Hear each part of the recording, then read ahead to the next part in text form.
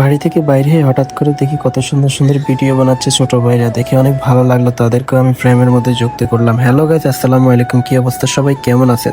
দুই বন্ধু মিলে চলে যাচ্ছি রেলচ্যুত স্টেশনের মধ্যে। এরপরে সাগরিকা এক্সপ্রেসে উঠে গেলাম। উঠে আমরা চলে যাচ্ছি লাকসামের উদ্দেশ্যে। হঠাৎ করে লাকসামের আগে ট্রেনটা গেল থামিয়ে। এরপরে চলে আসলাম লাকসাম রেল জংশনে।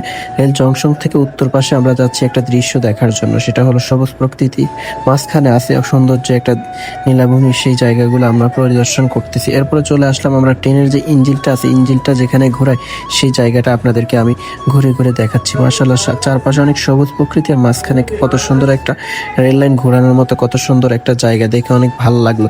এরপরে দুই বন্ধু মিলে রিক্সায় উঠলাম। রিক্সায় উঠে আপনাদেরকে লেক ভিউর আশেপাশের দৃশ্যগুলো দেখাচ্ছি। দেখেন কত সুন্দর সুন্দর চটপটিওয়ালা চটপটি বানায়। এরপরে দুই বন্ধু মিলে চলে আসলাম সানমিয়া টাওয়ারে। চলে আসলাম, এখানে আসার পরে আমাদের মনির ভাইয়ের সাথে দেখা হয়ে গেল। আর বইয়া কিভাবে দেখছেন নি গাড়ি পার্কিং করে, এটা নিয়ে কত রাগারাগি শুরু করে দিল। এরপরে চলে আসলাম লাকসাম পাইলট স্কুলে।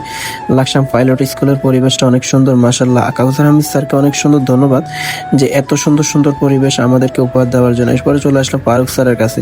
রাসেল বন্ধু ফারুক স্যার সহ এই যে আমার সম্মাননাটা দিতে লেট করছে, তারপর এটা ঠিক করে দিচ্ছে। আর এই যে চলে আসলাম আমরা এইখানে আই লাভ লাকসাম। দেখেন কত সুন্দর করে কাউসার আহমেদ স্যার এইটা তৈরি করতেছে। যাই হোক, উনি চলে গেছে কিন্তু ওনার স্মৃতিগুলো রেখে গেছে। তারপরে রাতের লাকসাম আপনাদেরকে দেখাচ্ছি লেক ভিউর দৃশ্যগুলো। এরপরে চলে আসলাম রেল স্টেশনে।